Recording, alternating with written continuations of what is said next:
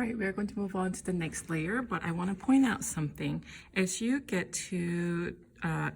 closer to the foreground, you're going to start seeing the edges of the tree on the horizon. So I'm going to go ahead and move my brush in a very pointy vertical ways to mimic that, and then start adding a little bit of hints of tree on this one. So we are going to go ahead and do the same thing that we did on this layer, but we are going to add those extra textures. So I'm going to zoom in here. I'm going to add a little bit of black to my color. And I'm going to go ahead and create the texture. Now, don't add too much of black because we definitely don't want it to be too dark. All right, so I'm going to zoom in a little bit further in so that you can see. Perfect.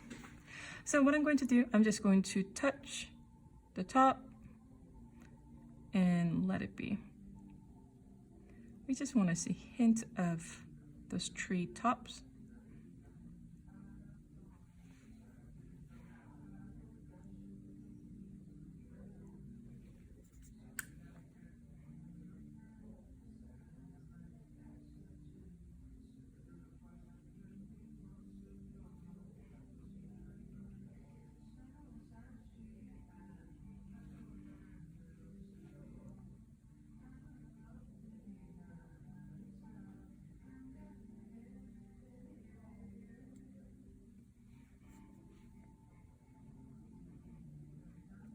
Let the water do all the work.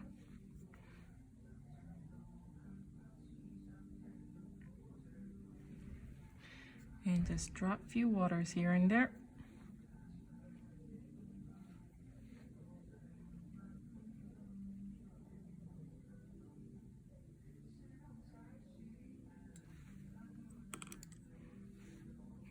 Okay. All right. I'm going to go ahead and tell you not to hair dry the last two layers because you definitely want this natural waters to dry as is, and that's going to make a really, really beautiful texture, and that's what we want. So I'm just going to clean out some of these edges, and I'm just going to let that naturally dry for about 5 minutes, and when we get rid of these puddles of water, then I will hair dry it. All right, I'm ready for the final last layer. Yay! Now, when you do the final layer, we're going to separate into two parts. One, we're going to concentrate on making all the color.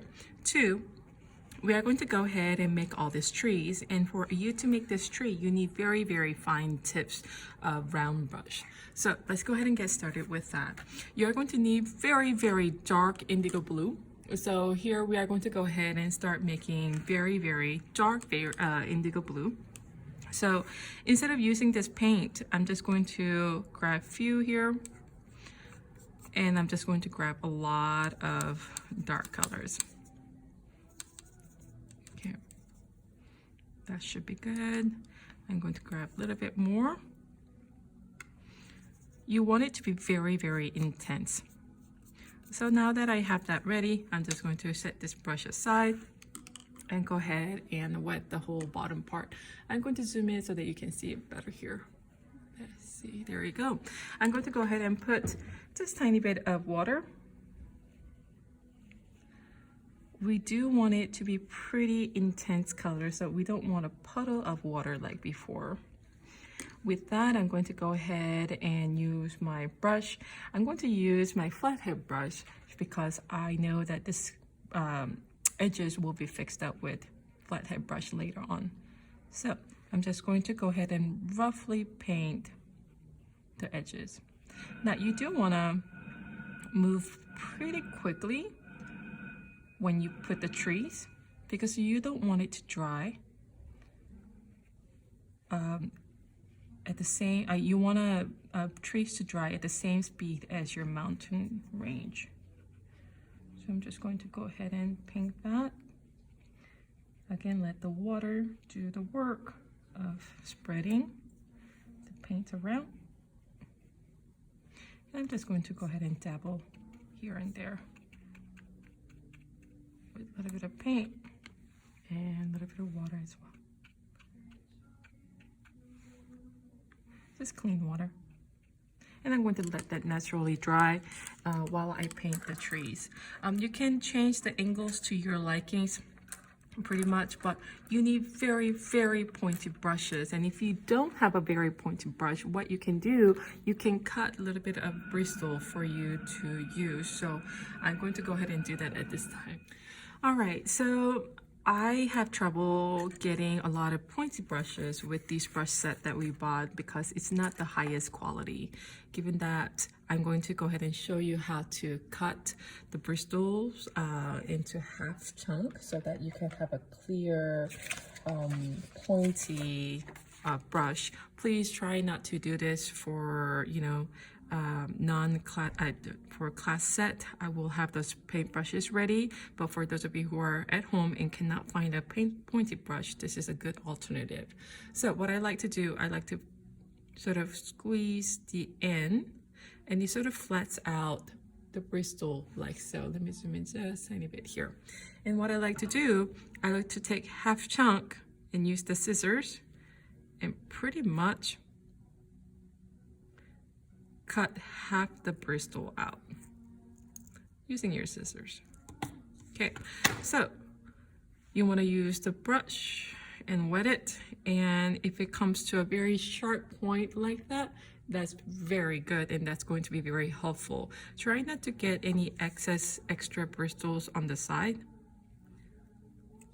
because you don't want to do that. So this is the one way to make your brush very, very sharp using cheap brushes. So now that I have my brushes ready, I'm going to go ahead and start making the trees here. We're going to go for a conifer, like an evergreen trees. It's very straight vertically, and then we are just going to make horizontal line that goes perpendicularly and mimicking that tree shape here, like a Christmas tree. So let's go ahead and get started. I'm going to zoom in so that you can see what I'm doing. And we're just going to repeat this as much as possible. Now, try to use very, very intense color. I'm adding extra blue and extra black and making sure my paintbrush comes to point whenever I paint. I'm going to go ahead and do a bunch of straight lines first.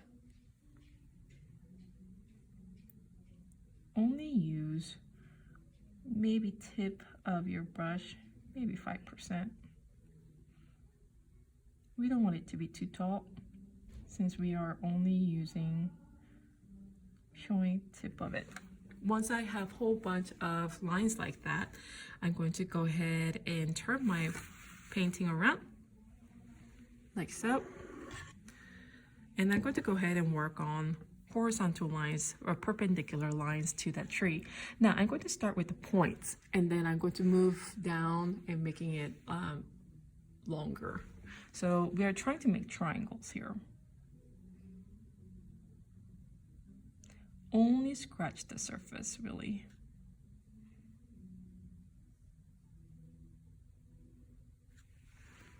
You see that?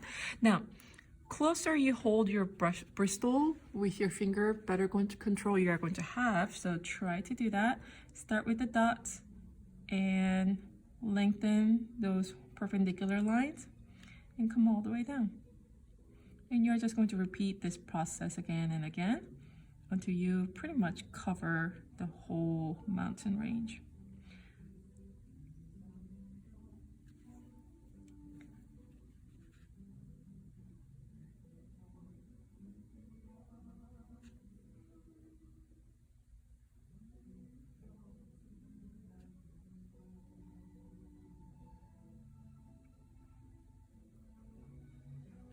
All right, so we are done here, but as you can see, wherever the tree and the mountain range met, it looks a little messy. So what I'd like you guys to do, take that pointy brush and you're just going to go ahead and work on the edges, move it horizontally and make the texture and really merge those colors.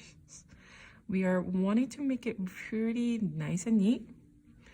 And you're just going to use the water to let it bleed out. We definitely don't want those trees to feel like it's just attached on top. We definitely want to make it inclusive. So we are just going to use the brushes and then use big brush here or medium size and just let it flow down. That's definitely going to make it look like it's part of it. And we are done. That is it. Go ahead and make sure you put your name, untape it, and then put your name on the bottom and submit it for Schoology.